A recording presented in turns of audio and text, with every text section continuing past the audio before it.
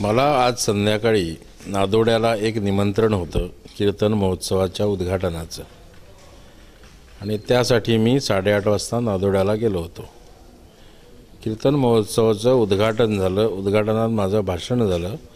भाषण संपवून गाडीतून मी परत यायला निघालो तर नादोड्याला चर्चजवळ 60 ते 70 जणांच्या एका जमावाने माझी गाडी अडवली। त्या जमावापैकी काही जणांच्या हातात काळे झेंडे होते, काही जणांच्या हातात लिव्हर टॉमी सारखी शस्त्र होती, काही जणांच्या हातात दगड होते, काही जणांच्या हातात लाठ्या व काठ्या होत्या।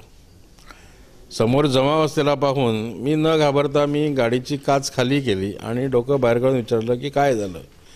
त्याबरोबर सगळे शिव्या देत माझ्या अंगावर आणि गाडीवर धावून आले। खूप वाईट शिव्या त्यांनी दिल्या आणि आमच्या मतदारसंघात येऊन तू हे करतोस ते करतो, काय समजतो स्वतःला, तुला मी मारून टाकू, तुला जिवंत ठेवणार नाही आणि काय काय वगैरे असं काय काय म्हणायला लागले। मी म्हटलं काय झालंय काय। एवढ्या धडाधडाधडाधड आवाज आला आणि माझ्या गाडीच्या सर्व काचा त्यांनी फोडून टाकल्या। मला बाहेर काढायचा प्रयत्न केला। माझ्या स्वतःच्या अंगावरती बुक्क्या मारल्या, मुठी मारल्या आणि मला काठीनं टोचायला लागले। बहुतेक जणांनी आपल्या चेहरे झाकून घेतले होते, ते माकड कॅप जी असते थंडीची ती घालून। फक्त एकच झालं की मी बाहेर आलो नाही। मी फक्त त्यांना म्हणालो तुम्हाला हिम्मत असेल तर म्हटलं माझ्या अंगाला हात लावा, काय कराल ते हे करायला मी तयार आहे। आणि मी कोणी माझ्यासोबत नव्हते तेव्हा, फक्त मी आणि माझा ड्रायव्हर होतो। ड्रायव्हरला पण त्यांनी ओढून बाहेर काढला गाडीतून आणि एक मोठा दगड मागून फेकला गाडीवर। टॉमी आणि लिव्हरनी सगळ्या काचांची नासधूस केली। एवढं होईपर्यंत मी आतमध्ये शांतपणे बसून होतो। एवढ्यात ते अजून मला बाहेर काढून मारहाण करणार होते, कारण हा पूर्वनियोजित हल्ला होता। कारण ज्या अर्थी जाताना कोणीच नव्हते आणि येताना अर्ध्या तासाच्या आत एवढा मोठा जमाव तिथे जमतो, याचा अर्थ असा आहे की हे सगळं पूर्वनियोजित होतं। मला अडवण्याचा, मारण्याचा त्यांचा बेत होता, प्राणघातक हल्ला करण्याचा बेत होता। आणि ही जी कोण सगळी माणसं होती त्यांना मी नावानिशी सगळ्यांना जरी ओळखत नसलो तरीही तिकडचे आमदार किरण कांदोळकर यांचे सगळे समर्थक होते, हे त्यांच्या एकूण उच्चारावरून आणि हावभावावरून सगळं कळत होतं। आणि त्यामुळे त्यांना राग आला की हा कार्यक्रम निळकंठ हळणकर यांनी आयोजित केलेला होता आणि त्या कार्यक्रमाला मी गेलो। आता कीर्तनाचा कार्यक्रम हा काही राजकीय कार्यक्रम नाही, ती राजकीय पक्षाची सभा नाही। मी कला अकादमीचा अध्यक्ष आहे आणि सांस्कृतिक क्षेत्रात जे जे काही घडतं तिथे जाणं हा माझा अधिकार आहे। त्यामुळे तिथे आयोजन कोण करतो याच्याशी माझा काही संबंध नाही। हे आयोजन एका राजकीय पक्षाने सुद्धा केलेलं नाही, त्यामुळे तिथे जाणं हा माझा अधिकार आहे।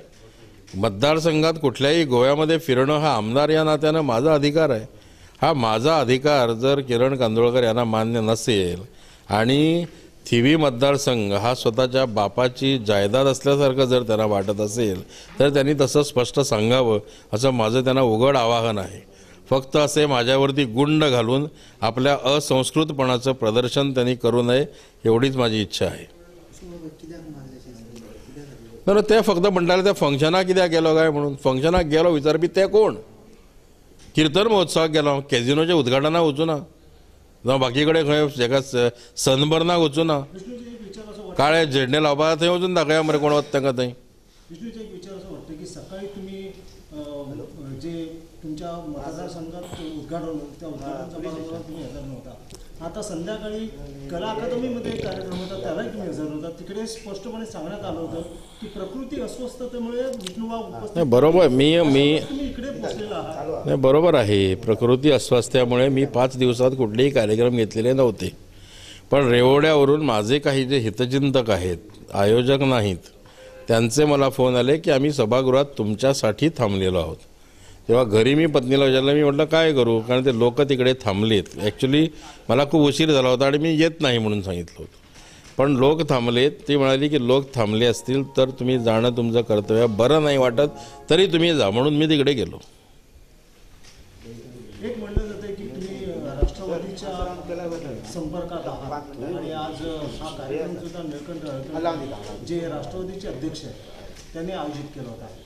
ही लिंक तुम्ही कार्यक्रम, सांस्कृतिक कार्यक्रम कोणीही आयोजित केला तर मला त्याचं काय। कुणीही करेना. उद्या मगो पक्षाने करेना किंवा आणि कुणी करेना, दुसऱ्या कुठल्या पार्टीने करेना.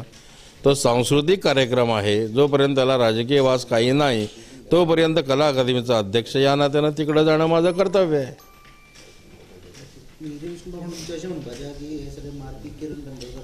तर त्याच्याच सपोर्टर आशिल्ले. कित्याक कांय जाणांक हांव तोंडान वळखता तांकां. हय हय. कितें खबर ते स्वता जावन येतले, इतली बुद्धी तेंचे कडेन आसत, इतले बुद्धिमान ते आसत अशें म्हाका दिसना. 70 लोक जमा जावप म्हणजे अपघातान येना. 70 लोक लागीं न्ही, पूर्व नियोजित ते. काय मागणी कराल तुम्ही? राज्याचे मुख्यमंत्री गृहमंत्री आहेत, त्याच्या वेळेस हे मी काही मागणी करणार नाही.